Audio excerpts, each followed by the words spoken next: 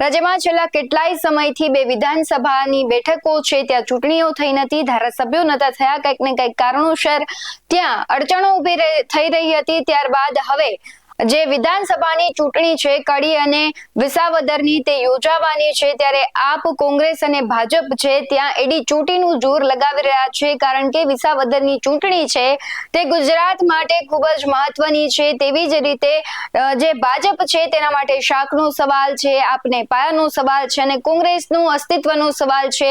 આજે તેની જ વાત કરવી છે, કારણ કે આપે છે કડી માટેના ઉમેદવાર જાહેર કર્યા છે। નમસ્કાર, આપની સાથે હું ભગવતી વિસાવડિયા।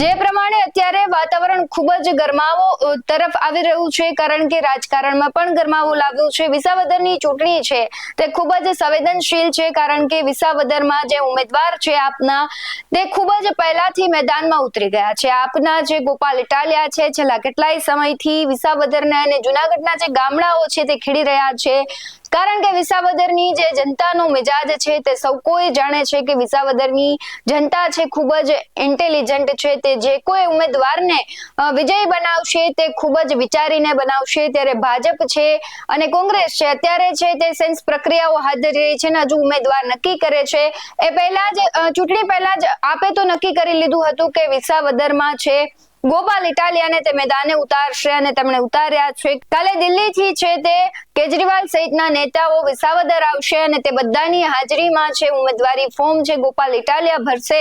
ત્યારે આજે છે તે કડી વિધાનસભાની જે બેઠક છે તેના માટે છે ત્યાંના ઉમેદવાર નક્કી કરવામાં આવ્યા છે અને જગદીશ ચાવડાનું નામ બહાર આવ્યું છે, જે યુવા નેતા છે। ત્યારે આ મામલે જ ઉમેદવાર નક્કી કરવાની બાબતે જ કહેવાય છે કે જે ઈસુદાન ગઢવી છે તેમણે પ્રતિક્રિયા આપી છે। શું કહી રહ્યા છે ઈસુદાન, તેના પર નજર કરીએ। આજે કડીની જે પેટા ચૂંટણી યોજાવાની છે એ માટે આમ આદમી પાર્ટીએ માનનીય અરવિંદ કેજરીવાલજી, રાષ્ટ્રીય નેતૃત્વ અને પ્રદેશ નેતૃત્વએ નક્કી કર્યું છે કે યુવા ચહેરો અને લડાયક ચહેરો જગદીશભાઈ ગણપતભાઈ ચાવડાને ઉમેદવાર તરીકે જાહેર કરીએ છીએ। કડી વિધાનસભામાં તેઓ કડી સહિત આખા ગુજરાતના સર્વ સમાજના લોકો માટે એમણે અવાજ ઉઠાવ્યો છે।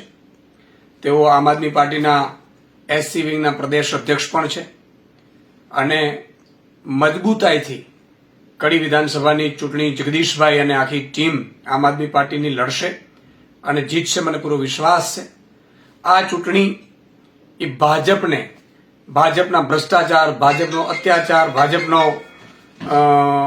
જે બેરોજગાર યુવાનો ઉપર હોય, મહિલાઓ ઉપર જે વિવિધ રીતે અત્યાચારો થાય છે, નોકરીઓમાં ગપલા થાય છે, ખેડૂતોને ભાવ નથી મળતા, મોંઘવારી ચરમસીમાએ છે, આ બધાનો જવાબ આપવાનો સમય એટલે કડી અને વિસાવદરની ચૂંટણી છે। ત્યારે આજે કડી વિધાનસભામાં માનનીય જગદીશભાઈ ચાવડાને જાહેર કરતા અમે આનંદ અનુભવીએ છીએ અને મને પૂરો વિશ્વાસ છે કે જગદીશભાઈ ચાવડા મજબૂતાઈથી કડી વિધાનસભાની ચૂંટણી લડશે અને જીતશે। જે પ્રમાણે આપ છે તે ફૂલ તૈયારીમાં દેખાઈ રહ્યું છે, ભલે તેમનું ફોકસ કડીમાં ન હોય પરંતુ તેમનું ફૂલ ફોકસ અત્યારે વિસાવદરમાં છે, કારણ કે વિસાવદરમાં ત્રિપાખ્યો જંગ જોવા મળી રહ્યો છે। સૌથી પહેલા કોંગ્રેસ અને આપનું ગઠબંધન થવાનું હતું, પરંતુ ત્યાં ગઠબંધન ન કર્યું, કોંગ્રેસે એકલા હાથે લડવાનું નક્કી કર્યું, પરંતુ આપ છે પહેલાથી જ ફૂલ ફોર્મમાં જોવા મળી રહ્યું છે।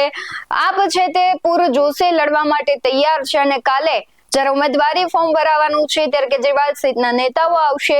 હજુ પણ વિસાવદરનું વાતાવરણ છે ખૂબ જ ચર્ચામય રહી છે અને સમગ્ર ગુજરાતમાં તે ચર્ચાનો વિષય બનશે। ત્યારે આ મુદ્દે તમારું શું કહેવું છે કમેન્ટ કરી જરૂરથી જણાવજો।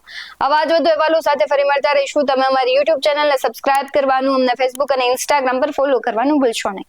બાકી અવનવી અપડેટ્સ મેળવવા માટે જોતા રહો BS9 TV ન્યૂઝ। નમસ્કાર।